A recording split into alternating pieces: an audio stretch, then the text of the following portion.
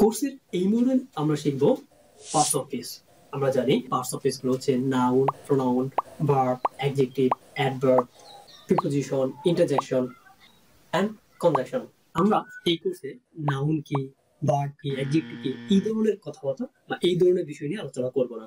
আমরা মূলত কোনো সংজ্ঞা শিখতে যাব না, আমরা এটার ইউজ কেসটা শিখবো। হ্যাঁ, আমরা মানে নাউনটা আসলে কেন আমাদের লাগবে বা কিভাবে আমরা এটা ব্যবহার করব, কোথায় ব্যবহার করব, কখন ব্যবহার করব, এই ধরনের রিয়েল লাইফের যে ব্যবহার সেটার উপর বেস করে আমাদের এই কোর্সটা সাজানো হয়েছে। আরো কিছু সহজ ওয়েতে আমরা এটাকে আইডেন্টিফাই করা শিখবো, অর্থাৎ খুব সহজে কিভাবে আমি যে কোনো পার্টস অফ স্পিচ আইডেন্টিফাই করতে পারি সেই ধরনের বিষয়গুলো আমরা এই কোর্সে শিখতে থাকবো।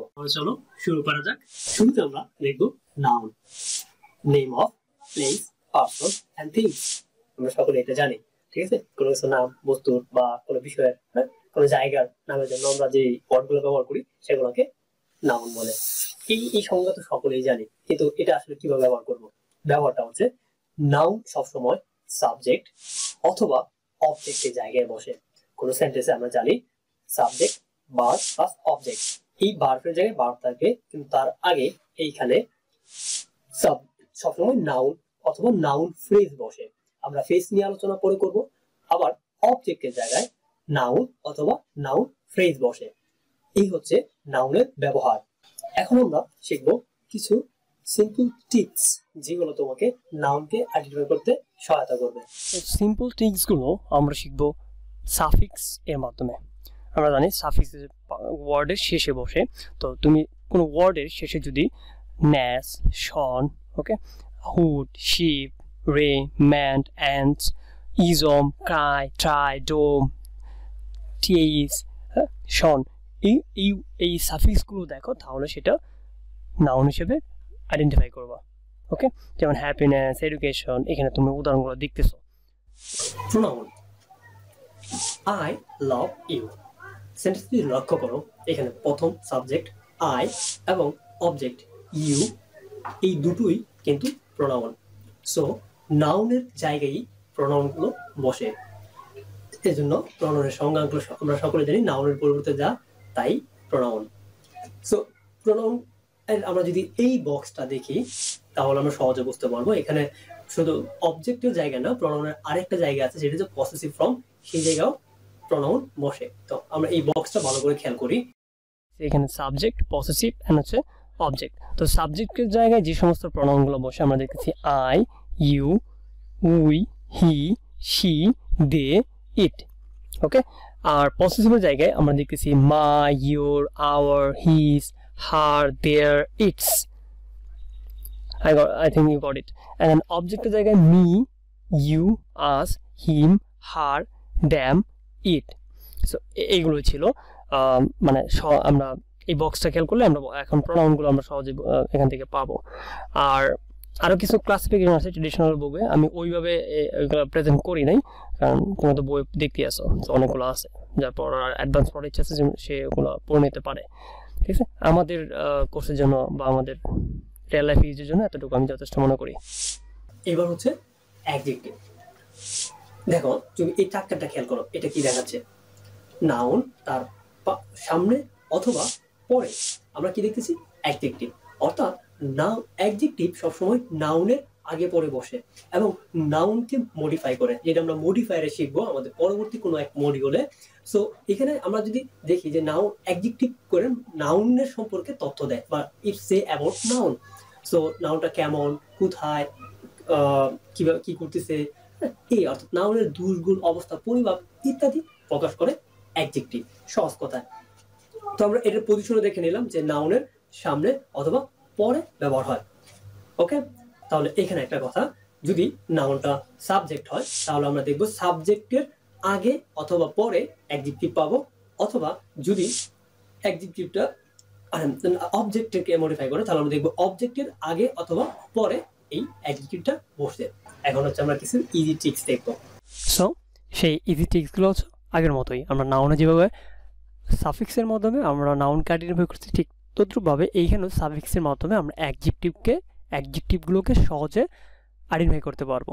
যেমন সাফিক্সের মধ্যে আছে ফুল, তো তুমি যদি কোনো ওয়ার্ডের শেষে ফুল দেখো, যেমন বিউটিফুল, এগুলো কিন্তু অ্যাডজেক্টিভ। আরও আছে অ্যান্ড অথবা শিয়াল, আল, ইশ, ক্যাল, আস, ওয়াই, ওকে, অ্যান্ড অ্যাবল, ইব, শিয়াল, নাল, এই শব্দগুলো কিন্তু এই সাফিক্সগুলো অ্যাডজেক্টিভ ওয়ার্ডের পরে বসে। এই পর্যায়ে আমরা দেখব ভার্ব। ভার্ব দ্বারা আমরা জানি ওয়ার্ক অর হ্যাপেনিং, অর্থাৎ কোনো কাজ অথবা কোনো কিছু হওয়া বা ঘটাকে বোঝায়। সো ইংরেজির জন্য ভার্ব খুবই গুরুত্বপূর্ণ। তোমাকে অনেক পরিমাণ ভার্ব শিখতে হবে। আমরা বিভিন্ন ভার্বের যে ভোকাব লিস্টগুলো আছে আমাদের এগুলো খুবই আয়ত্ত করতে হবে, কারণ ইংলিশ এমন একটা আমরা যদি স্ট্রাকচারে দেখি কোনো সেন্টেন্স তৈরি করতে গেলে subject verb plus object. So ইংরেজি সেন্টেন্সের এটি কিন্তু বেসিক স্ট্রাকচার এবং এটির উপর বেস করে ইংরেজি সেন্টেন্সগুলো হয়। তো তুমি যদি ইভেন এইখানে তুমি without subject without object only with the verb you can make a sentence, অর্থাৎ তুমি সাবজেক্ট এবং ভার্ব অবজেক্ট ছাড়াও শুধু ভার্ব দিয়েই একটি সেন্টেন্স করতে পারবে, সেন্টেন্স তৈরি করতে পারবে, like go, come, something like that. এই বক্সে আমরা দেখতেছি সাফিক্স অ্যান্ড প্রিফিক্সের মাধ্যমে আইডেন্টিফাই করার কিছু way. So easy way to identify the verbs. এখানে প্রিফিক্সের মধ্যে দেখতেছি অ্যান, এম, বি, এন দিয়ে যেমন এনরোল, ইম দিয়ে এম্পাওয়ার, এম দিয়ে, বি দিয়ে বিলিটল, ওকে। আর এদিকে সাফিক্সের মধ্যে দেখতেছি এইট, ইফাই, ওকে, আইস, এরকম। সো এই শব্দগুলো দিয়ে আমরা কিন্তু যদি দেখি যেমন অ্যাক্টিভেট, ক্লাসিফাই, অ্যাপোলোজাইজ, এই শব্দগুলো কিন্তু আমি যদি শেষে দেখি তাহলে ওটা মানে সহজে বুঝতে পারবো এটা একটা ভার্ব। এবার দেখবো অ্যাডভার্ব। অ্যাডভার্ব অধিকাংশ ক্ষেত্রে ভার্বকে মডিফাই করে, অর্থাৎ ভার্ব সম্পর্কে তথ্য দেয়। ভার্ব কোথায়, কখন, কিভাবে কাজ করছে সেই ইনফরমেশন আমাদেরকে অ্যাডভার্ব দিয়ে থাকে। এখন অ্যাডভার্বের এই স্ট্রাকচারটা দেখো। আগে আমরা দেখতেছি এখানে দেখতেছি ভার্ব, তার আগে অ্যাডভার্ব অথবা এই ভার্বের পরে অ্যাডভার্ব বসে। আবার নিচে দেখো এখানে অ্যাডজেক্টিভ, তার আগেও অ্যাডভার্ব, তার পরেও অ্যাডভার্ব। আবার যদি তুমি এখানে দেখো অ্যাডভার্ব, তার আগেও অ্যাডভার্ব এবং পরেও অ্যাডভার্ব। অর্থাৎ অ্যাডভার্ব শুধু ভার্বকে মডিফাই করে না, এটা অ্যাডজেক্টিভকেও করে, নিজের সং অ্যাডভার্বকেও করে। ঠিক আছে? তো আমরা অ্যাডভার্ব কিভাবে চিনবো? একদম সহজ, যে শব্দ শেষে লি আছে সেটাই কিন্তু অ্যাডভার্ব, লাইক অ্যাক্টিভলি, উইলিংলি, ওকে, ইন্টুইটিভলি, ওকে, ভিগারাসলি, লাইক লি, যেখানে দেখবা সেটা কিন্তু অ্যাডভার্ব।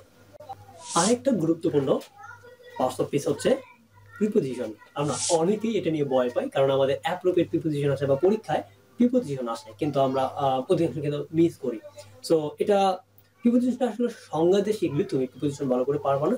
প্রিপোজিশনকে এটার কার্যকারিতা বা প্র্যাকটিসগুলো দেখে আমাদেরকে প্রিপোজিশন শিখতে হবে। প্রিপোজিশন মূলত আমরা যে সংজ্ঞা দিই, আমি এখানে বলবো না সেটা, কারণ এটা বললে তোমার ওই তুমি সংজ্ঞার মধ্যে গিয়ে যুক্ত করবা। সেটা হচ্ছে এটা রিলেশন নির্ণয় করে, অর্থাৎ ভার্বের সাথে অন্য কোনো সাবজেক্টের সাথে অন্য কোনো ওয়ার্ডের বা অন্যান্য পার্সেন্টেজের সাথে আরেকটা পার্সেন্টেজের সম্পর্ক, সেই সম্পর্ক নির্ণয় করে প্রিপোজিশন। এটা তুমি ভালো মতো মাথায় রাখবা, তাহলে প্রিপোজিশনটা বুঝতে পারবা ভালো করে। এই হচ্ছে preposition: in, of, for, to, from, okay. চিন্তা করো না, প্রিপোজিশনে একটা ডেডিকেটেড লেসন থাকবে এই পরের মডিউলে। তারপর হচ্ছে কনজাংশন। আমরা জানি কনজাংশন হচ্ছে কানেক্টর অথবা you can say editor, also you can say coordinator, অর্থাৎ একটার সাথে আরেকটার অর্ডিনেট করে, যোগ করে। ঠিক আছে, এইগুলো হচ্ছে কনজাংশন। যেমন and, but, or, if, that, what, এগুলো হচ্ছে কনজাংশন। এরপর হচ্ছে ইন্টারজেকশন। ইন্টারজেকশন এটা খুবই সহজ এবং এটা আমরা তেমনিভাবে মানে নাম মনে রাখলেও চলবে, কারণ আমরা ইন্টারজেকশন গুলো হচ্ছে ইমোশন অথবা ফিলিং, ইমোশন অর ফিলিং গুলো প্রকাশ করার জন্য যে সমস্ত উচ্চারণ শব্দগুলা উচ্চারণ করি বা আর্টিকুলেট করি সেগুলোকে হচ্ছে interjection. Like wow, oh my god, then oh no, well, these are the example of interjection.